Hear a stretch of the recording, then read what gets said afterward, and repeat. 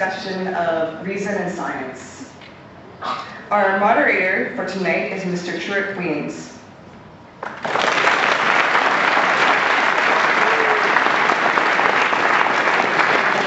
Truett is completing his PhD in engineering here at the University of Saskatchewan. He is married to Sabina, and they have a newborn baby boy named Ezra. At the end of the formal debate, and before taking questions from the floor, I will return and lead you in completing a ballot and a comment card. Let's give a warm welcome to our debaters and moderator now, as I turn the proceedings over to Truett Weems.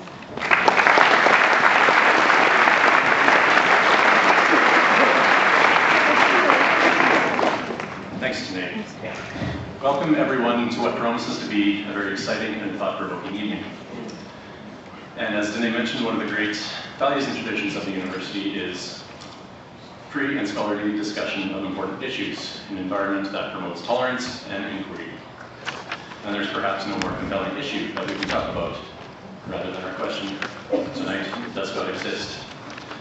Now, I encourage you to consider the arguments of both debaters that are presenting tonight. Remember that no matter what opinion that you have, it's your responsibility, it's my responsibility as moderator to ensure that our environment is one of courtesy for opposing alternatives. Applause is welcome for points well made. Heckling won't be allowed. And I'd be notified that there are some friends from the football team who will kindly but firmly escort anyone who is wanting to be belligerent.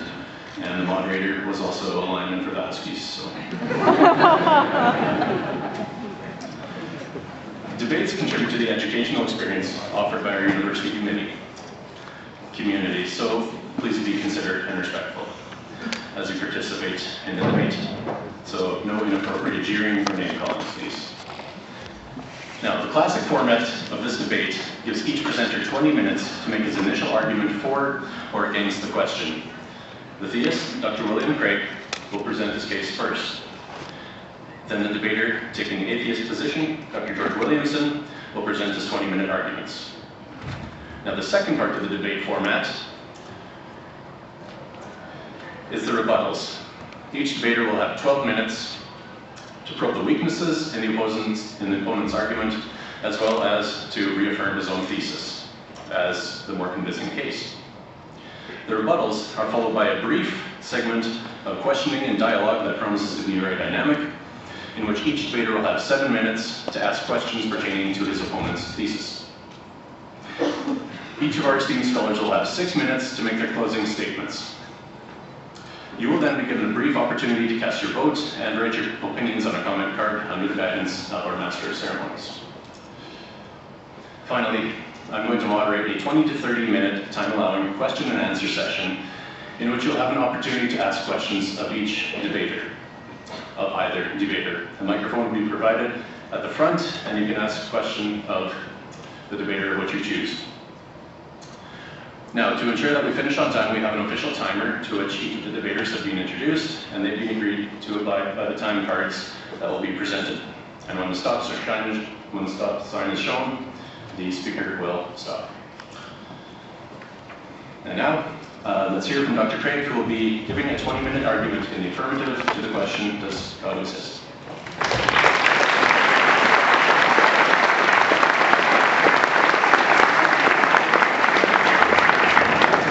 Thank you, Truett, and good evening. I'm delighted to be back at the U of S after 3 years. George and I have actually debated before, and so I think I can confidently say that we're in for an enlightening and I think entertaining evening this evening. I also want to thank Campus for Christ for inviting me to participate in the debate again this year. Now, in tonight's debate, I'm going to defend 2 basic contentions. First, that there are good reasons to think that theism, that is, the view that God exists, is true. And secondly, that there are not comparably good reasons to think that atheism, that is, the view that God does not exist, is true. Now, I'll leave it up to Dr. Williamson to present the arguments for atheism before I respond to them. In this opening speech, I want to sketch briefly 6 reasons that weigh in favor of God's existence.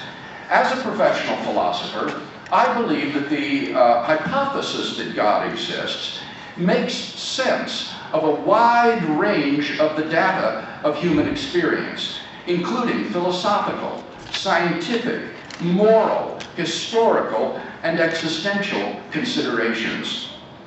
Number 1, then, God is the best explanation why anything at all exists. This is the deepest question of philosophy. Why is there anything at all?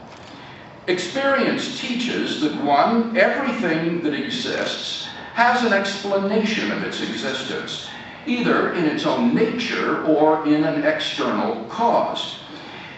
You see, anything that exists is one of either 2 types.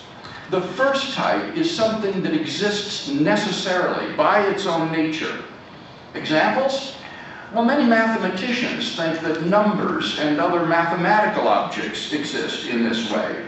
If such entities exist, they just exist necessarily, without any cause of their being. The other type is anything that has an external cause of its existence. Examples? Mountains, galaxies, planets, people. They have causes outside themselves that explain why they exist. Now, it's obvious that 2, the universe exists, whereby the universe, I mean all of space-time reality, not just our observable portion of it. It therefore follows from 1 and 2 that the universe has an explanation of its existence. But what sort of explanation is it? Well, it seems plausible that 3, if the universe has an explanation of its existence, that explanation is an external, transcendent, personal cause. Why? Because the cause must be greater than the universe. Think of the universe, all of space and time.